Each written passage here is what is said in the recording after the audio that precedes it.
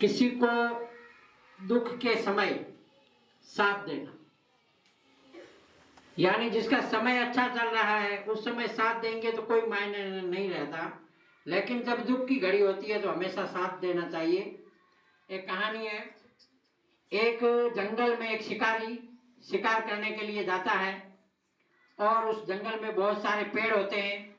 उस पेड़ों पर कई प्रकार के पक्षी रहते हैं, लेकिन एक पुराना हरा भरा पेड़ था, उस पर तोते बहुत रहते थे।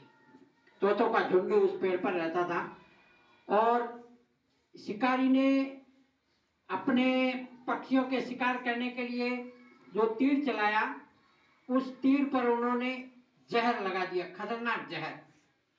और वो तीर जो ही छोड़ा तो तीर किसी पक्षी को न लग करके सीधा उस पेड़ के तने में जा लगा। वो जहर इतना खतरनाक था कि धीरे धीरे पेड़ है वो सूखने लगा और उस पेड़ पर रहने वाले सारे पक्षी है वो उड़ उड़ करके दूसरे पेड़ में जाने लगे। जब सारे पक्षी गए तो उन पक्षियों ने आकर के उस तोते को बोला कि अब इस पेड़ पर आपका रहने का कोई फायदा नहीं, जंगल में बहुत सारे पेड़ है, अब यहाँ आप क्यों रह रहे हो, आप भी चलो। लेकिन उसने कहा कि मेरा जन्म इस पेड़ पर हुआ, इसी पेड़ पर मैं पला बड़ा, सुख दुख में इस पेड़ ने मुझे बचाया, इसलिए मैं इसको छोड़ करके नहीं जा सकता। तो भगवान ने उसकी परीक्षा लेने के लिए उसके पास आते हैं और पूछते हैं कि ये जब सारे पक्षी जा चुके हैं तो तुम क्यों नहीं जाते।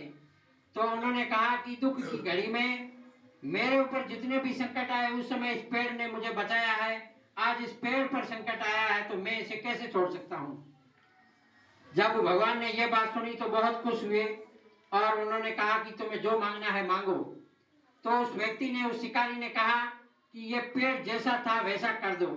तो भगवान ने उस पेड़ पर अमृत बरसाया और जितना भी जहर था वो निकल गया और पेड़ है वो वापिस हरा भरा हो गया। इस कहानी से हमें यह शिक्षा मिलती है कि कभी भी जिंदगी में जब बुरा वक्त होता है तो हमेशा साथ देना चाहिए, क्योंकि जो दुख की घड़ी में साथ देता है वो हमेशा याद रहता है, लेकिन सुख की घड़ी में याद का कोई मतलब नहीं रहता।